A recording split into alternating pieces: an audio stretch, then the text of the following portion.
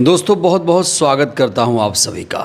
मंडल commission की सिफारिश के बाद अभी भी कई राज्य ऐसे हैं जहां पर ओबीसी को 27% आरक्षण नहीं मिल रहा है। ख़ास तौर से अगर मैं मध्य प्रदेश की बात करूं तो यहां पर अभी 14% आरक्षण मिल रहा है ओबीसी को। लेकिन अब मोहन यादव सरकार ने डंके की चोट पर यह ऐलान किया है कि ओबीसी को 27% आरक्षण मिलकर रहेगा। जैसे ही मोहन यादव ने यह ऐलान किया, सामान्य वर्ग के लोगों ने मोहन यादव का विरोध करना शुरू कर दिया। खास तौर से जो जातिवादी मनुवादी किस्म के लोग हैं, उनके विशेष अंग में दर्द शुरू हो गया और इस समय सोशल मीडिया पर ट्रेंड चलाया जाने लगा, भस्मासुर मोहन यादव, रामद्रोही मोहन यादव। बड़ा सवाल यह है, क्या सिर्फ 3 उच्च जातियां ही हिंदू हैं? क्या ओबीसी हिंदू नहीं है? दोस्तों ये तो आप सभी को पता ही है कि हमारे देश में ईडब्ल्यूएस आरक्षण है, 10% आरक्षण। जब ईडब्ल्यूएस आरक्षण लागू हुआ तब किसी ने ईडब्ल्यूएस आरक्षण का विरोध नहीं किया, लेकिन जब ओबीसी को 27% आरक्षण देने की बात आ रही है तो फिर ओबीसी को 27% आरक्षण दिए जाने का आखिर विरोध क्यों हो रहा है? दोस्तों आप लोग ये मत भूलिए कि बीजेपी का जो कोर वोटर है वो ओबीसी ही है, और कहने को तो प्रधानमंत्री नरेंद्र मोदी भी ओबीसी जाति से आते हैं। भाजपा कहती है हमने ओबीसी प्रधानमंत्री बनाया, हमने दलित राष्ट्रपति बनाया, हमने दलित ये बनाया, आदिवासी राष्ट्रपति बनाया। याद करिए जब मध्य प्रदेश में मुख्यमंत्री बनाने की बात आई थी तब यही बीजेपी डंके की चोट पर कहती थी कि हमने मध्य प्रदेश में देखो देखो ओबीसी मुख्यमंत्री बनाया। अब वही ओबीसी मुख्यमंत्री जब ओबीसी को हक अधिकार देने की बात कह रहा है तो उसे रामद्रोही, देशद्रोही, न जाने किस किस गाली से नवाजा जा रहा है। तो देख लो, भाजपा में रहने वाले ओबीसी समाज के लोगों, यही है तुम्हारी भाजपा में हैसियत। तुम सब्जी में डाले जाने वाले तेज पत्ता हो जिसका सारा रस तो निचोड़ लिया जाता है और खाने के बाद उसे फेंक दिया जाता है। मोहन यादव कल तक देशद्रोही, सवर्णद्रोही, हिंदू द्रोही थे और आज वो अचानक भस्मासुर हो गए। तो अगर मोहन यादव का इसी तरीके से विरोध चलता रहा तो कल कोई इन्हें देशद्रोही कहकर भी निकल जाएगा। बड़ा सवाल यह है कि ओबीसी आखिर कब तक भाजपा की गुलामी करता रहेगा, और मनुवादी जातिवादी लोगों को इतना दिक्कत क्या है आरक्षण से? दोस्तों इस व्यक्ति को तो आप पहचानते होंगे। इस व्यक्ति ने सीएम मोहन यादव के खिलाफ आपत्तिजनक शब्दों का इस्तेमाल किया, गाली दी है। इस व्यक्ति का कहना है कि मोहन यादव रामद्रोही हैं, हिंदू द्रोही हैं, सवर्णद्रोही हैं। देखिए, अमन में राम जैसे लोगों के हाथों में खेल रहे हैं। मोहन यादव को मोदी जी तत्काल हटाइए, नहीं तो ये जो कैंसर है पूरे प्रदेश से भाजपा को समाप्त करके मृत्यु को प्राप्त कर देगा। मैं फिर से कह रहा हूं, मोहन यादव रामद्रोही है, मोहन यादव हिंदू द्रोही है, मोहन यादव सवर्णद्रोही है। तो एक तरफ जहां जातिवादी मनुवादी लोग ओबीसी मुख्यमंत्री बर्दाश्त नहीं कर पा रहे हैं, दोस्तों ये खबर बताती है कि जातिवादी मनुवादी लोगों को आरक्षण से कितनी ज्यादा दिक्कत है। जातिवादी मनुवादी लोगों को न सिर्फ आरक्षण से दिक्कत है, इन्हें बाबा साहेब और संविधान से भी दिक्कत है। तो राम स्वरूप जैसे लोग जिस तरीके से नफरत फैला रहे हैं, अब ओबीसी महासभा ने इनके खिलाफ एक्शन लेना शुरू कर दिया है। दोस्तों इस समय खबर आ रही है कि आरक्षण विरोधी स्वामी आनंद स्वरूप के द्वारा पिछड़े वर्ग को सोशल मीडिया पर अशोभनीय अमर्यादित भाषा की टिप्पणी करने पर एफआईआर दर्ज करा दी गई है। जिस तरीके से स्वामी आनंद स्वरूप ने जहर उगला है ओबीसी मुख्यमंत्री के खिलाफ, अब कहा जा रहा आनंद स्वरूप की उल्टी गिनती शुरू हो गई है। कहने को तो ये खुद को स्वामी कहता है, लेकिन इसकी भाषा, इसका आचरण, इसका चरित्र दोस्तों आप लोगों ने देखा, और शायद इसीलिए ओबीसी महासभा ने एक बड़ा एक्शन लिया है। ओबीसी सभा ने मांग करते हुए कहा है कि संविधान विरोधी, पिछड़ा वर्ग विरोधी आरोपी स्वामी आनंद स्वरूप के विरुद्ध आपराधिक प्रकरण दर्ज करने की कृपा की जाए, अन्यथा ओबीसी महासभा 7 दिन के अंदर संपूर्ण मध्य प्रदेश में उग्र आंदोलन करेगा। तो एक तरफ जातिवादी लोग हैं, दूसरी तरफ ओबीसी समाज है। ओबीसी समाज इस समय मोहन यादव के साथ खड़ा है। ओबीसी समाज चाहे वो किसी भी दल का हो, किसी भी पार्टी से संबंधित हो, चाहे विपक्ष का ओबीसी समाज हो, वो इस समय मोहन यादव के साथ खड़ा है, क्योंकि मोहन यादव यहाँ पर आरक्षण की वकालत कर रहे हैं। दोस्तों आपको बता दें, मध्य प्रदेश में 2018 में 14 से 27% आरक्षण किया गया था। ऑर्डिनेंस लाकर अध्यादेश लाई थी कमलनाथ सरकार, और उसके बाद सरकार गिर गई थी, कमलनाथ की सरकार बनी थी, लेकिन कमलनाथ सरकार ने अपने कार्यकाल में कुछ भी नहीं किया। हाई कोर्ट में कमज़ोर पैरवी की वजह से आरक्षण को फिर से घटा दिया गया था, लेकिन अब जब मोहन यादव सरकार आई है तो उसने फिर से कसम खाई है कि आरक्षण को हम 27% करके ही रहेंगे। दोस्तों इस व्यक्ति को क्या आप पहचानते हैं? इसका नाम है अजीत भारती।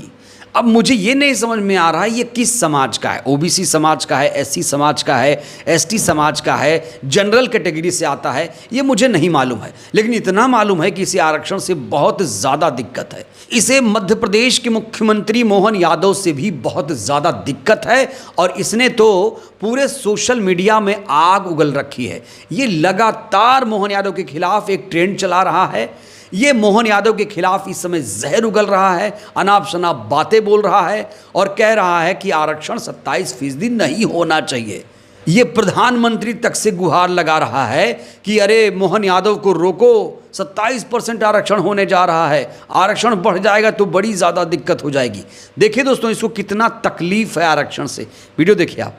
और नरेंद्र मोदी से आग्रह है, यदि आपकी प्रबल इच्छा अनुपातिक आरक्षण की ही है तो फिर टैक्स भी बांट दीजिए कि देश की आवश्यकता का 85% टैक्स एससी, एसटी, ओबीसी देगा और बाकी 15% जनरल कैटेगरी वाले। हम इन कृतज्ञ लोगों को क्यों पालें जब सरकार हमें नौकरियां नहीं दे सकती, हमारे बच्चों के लिए स्कूल और कॉलेज में प्रतिभा रहते हुए भी पढ़ने का बेंच नहीं दे सकती, तो हम तुम्हारे गरीब कल्याण बजट को क्यों फाइनेंस करें। कास्ट सेंसस के साथ टैक्स सेंसस भी करवाकर आंकड़ा सार्वजनिक करो। किसी भी स्वाभिमानी हिंदू को या स्वाभिमानी और विवेकशील भाजपा समर्थक को यह सोचना चाहिए कि हिंदुत्व की राजनीति का चूरन बांटने वाली भाजपा क्या वास्तव में हिंदुत्व और राष्ट्रवाद के कोर फंडामेंटल्स पे टिकी हुई है, या फिर वोट बैंक की राजनीति ने इसे हर समझौते के लिए विवश। तो मोहन यादव 55% ओबीसी को 27% आरक्षण दे रहे हैं तो सवर्णों को पच नहीं रहा है। ये लोग मोहन यादव की बर्खास्तगी की मांग कर रहे हैं, कह रहे हैं कि अब मोहन यादव को हटाओ। जब देश में ईडब्ल्यूएस आरक्षण 10% लागू हुआ तो क्या किसी ओबीसी ने, एससी, एसटी ने क्या कभी ईडब्ल्यूएस का विरोध किया? तो फिर इन लोगों को ओबीसी आरक्षण से इतनी दिक्कत क्यों है?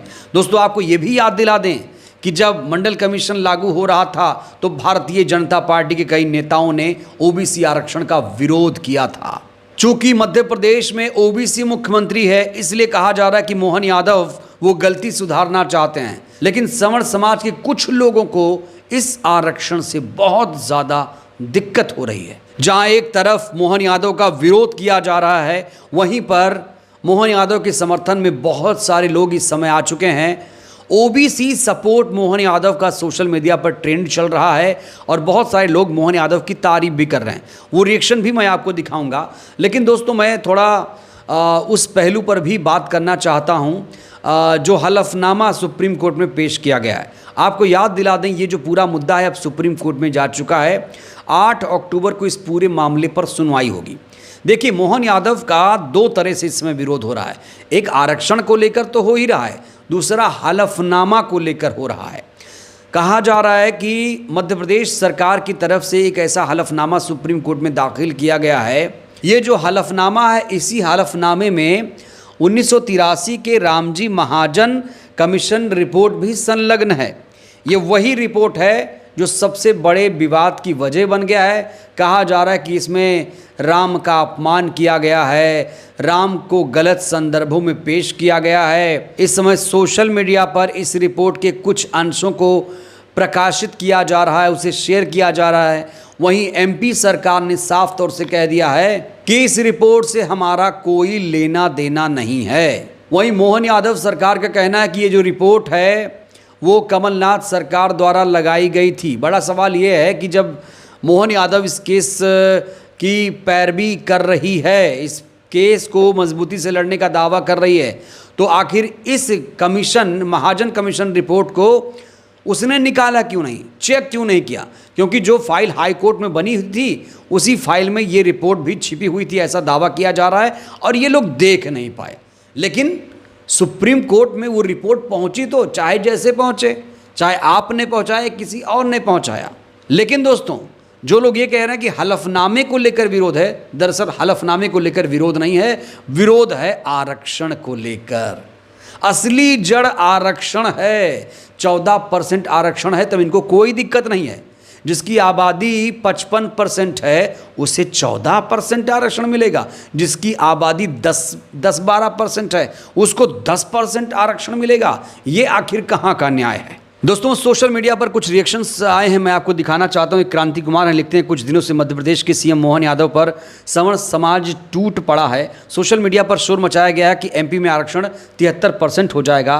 तुरंत तीनों सवर्ण जातियां एकजुट होकर बीजेपी पर बरस पड़ी और कहा कि पार्टी हिंदुओं को नाराज कर रही है। बीजेपी ने सफाई दी, ओबीसी आरक्षण 27% ही रहेगा, 35% नहीं। अब सवाल यह है कि विरोध करने वाला तबका अगर हिंदू है तो ओबीसी कौन है? क्या ओबीसी हिंदू नहीं है? 3 सवर्ण जातियां चालाकी से अपने विरोध को हिंदू सेंटीमेंट बता देती हैं। सिर्फ 10% आबादी इतनी ताकतवर कि 55% के हक को दबा दे। बीजेपी झुकती हुई नजर आ रही है क्योंकि वो अपने कोर वोटर के खिलाफ नहीं जा सकती। ये बात ओबीसी समाज कब समझेगा?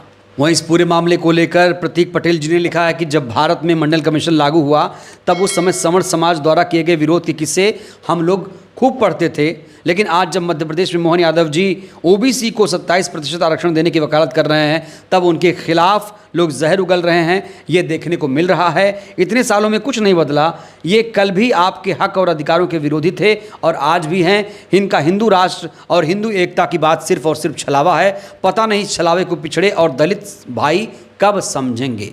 वैसे दलित और आदिवासी समाज तो समझ गया है, लेकिन ओबीसी समाज कब समझेगा, ये बड़ा सवाल है। क्या ओबीसी समाज ये भेदभाव देख पा रहा है?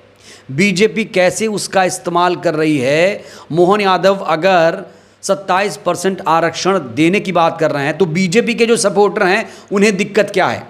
दोस्तों, यहाँ जो मनुवादी जातिवादी लोग हैं ये वही हैं जो भारतीय जनता पार्टी के मुरीद हैं, फैन हैं। और जातिवादी मनुवादी कौन है? जो आरक्षण का विरोध करे, जो संविधान का विरोध करे और जो बाबा साहेब से नफरत करे। बहरहाल दोस्तों, इस वीडियो में इतना ही। मोहन यादव सरकार ने जो फैसला लिया है, इस फैसले को आप लोग कैसे देखते हैं? राय दीजिएगा। बहुत बहुत धन्यवाद।